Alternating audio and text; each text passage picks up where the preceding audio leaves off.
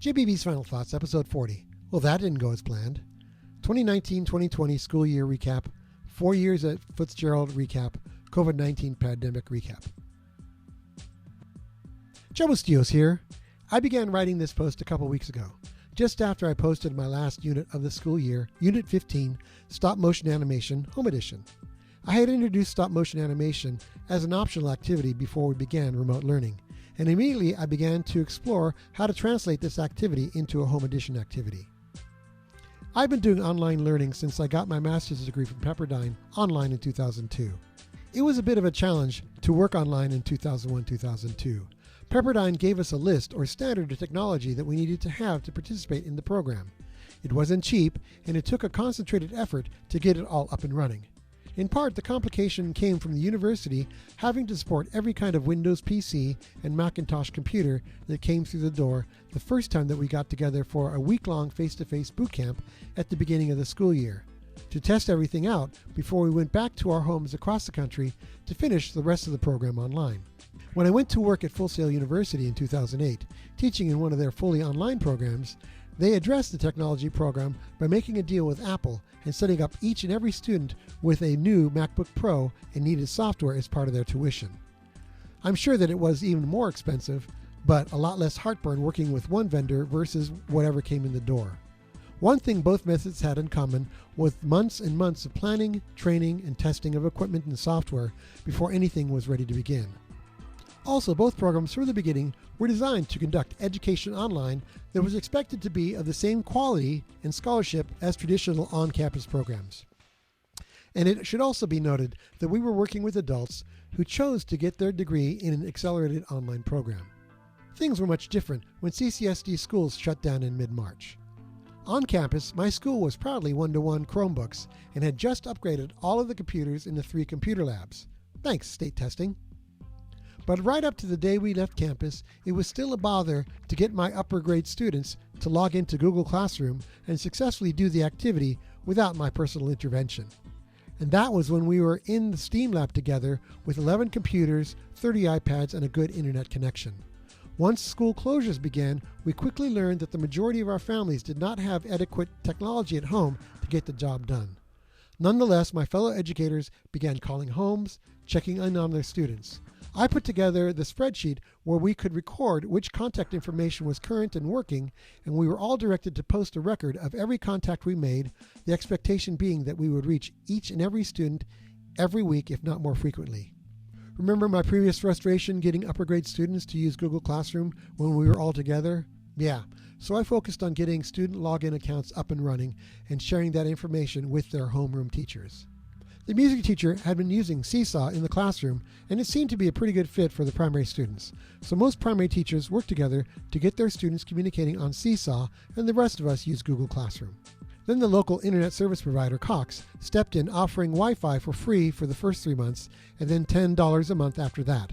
The district set up local Wi-Fi hubs using school buses that would provide an hour's worth of internet connection every day. Toward the middle of April, the district began distributing Chromebooks to families to meet the technology need at home. It was amazing seeing teachers working together, gathering working contact information, and keeping the ball rolling. That said, a lot of kids' families have slipped through the cracks.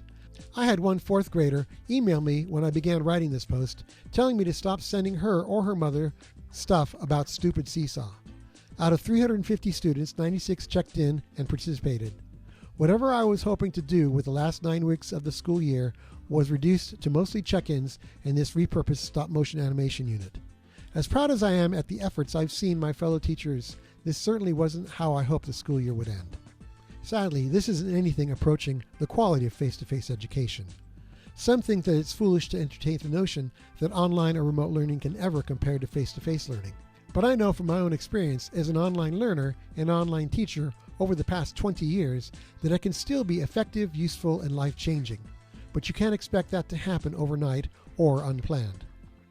One of the benefits of every student on campus is that every student has the same access to the teacher, the curriculum, and the facility. And having worked with this group of students and teachers for the past 4 years, I can proudly say that they are good people who come in every day and give it a go regardless of the challenges at home. I'm sure that most conscientious teachers would say the same thing about their students. Alas, this attempt at remote learning has demonstrated that things are hardly equal when it comes to students working from home. The students from the richer neighborhoods probably don't have an issue going online, having personal technology to use, or even how many siblings or cousins they have to share their bedroom with. I guess what I'm struggling to say is that I'm proud of the work that my fellow teachers did and the students who found a way to check in, and that the educational problems exposed by this pandemic aren't really educational. These students learn just as well as any students in any part of the district. These teachers are just as talented and dedicated as any other group of teachers in the district. Delivering and creating curriculum, the business of learning, isn't the problem. The problem is what happens when our students leave campus and go home. The problem is this inequity that we've put up with and tried to work around. The problem isn't educational, it's sociological. It's the fact that you can be a screw-up all the way through college and turn out okay depending on the neighborhood you grew up in. Or you have to have a plan of what you are going to be by the 3rd grade, by 9 years old, because any mistake that you or your family may make along the way, and you won't get a second chance.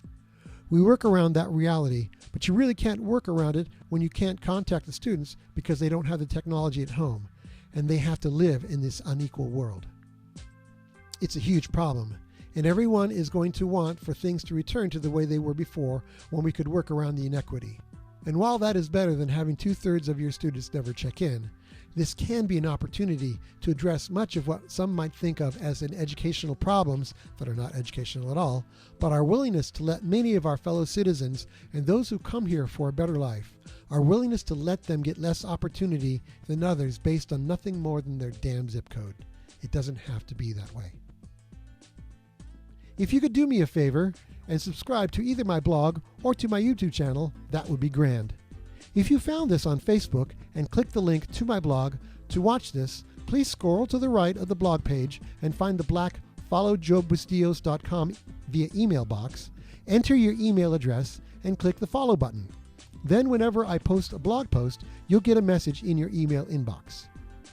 If you are a WordPress user, you can scroll down to the blue followjbbustillos.com button, and my blog will be added to the blogs that you follow when you are using your WordPress app. If you just want the video podcast, your best option is to follow me via YouTube. Click the subscribe button and the little bell icon. Then you'll get an email message from YouTube whenever I post a new video podcast. If you're old school and want to subscribe to the audio podcast, you will find the links to Apple Podcasts, SoundCloud, and good old RSS on the blog page where you found this podcast. Alas, thanks to Facebook's precious little algorithm, it's not enough to be my friend on Facebook. You may or may not see the link to my podcast when they're posted because Facebook is just special that way. So, if you're interested in getting these podcasts when they come out, it works best if you either subscribe to my blog or to my YouTube channel or via your pod-catching application, or all of them. Next school year, I'm beginning a new chapter at a different school, teaching mostly robotics at the middle school level. But I wanted to end this podcast remembering some of the experiences of the past 4 years, making friends and learning tons with the folks at HP Fitzgerald with the following video segment. If you're listening to the audio version of this podcast, you're going to want to watch the video version at my JBB's Final Thoughts YouTube channel. Again, adios Fitzgerald, and in the words of one of my favorite authors, Douglas Adams, goodbye, and thanks for all the fish.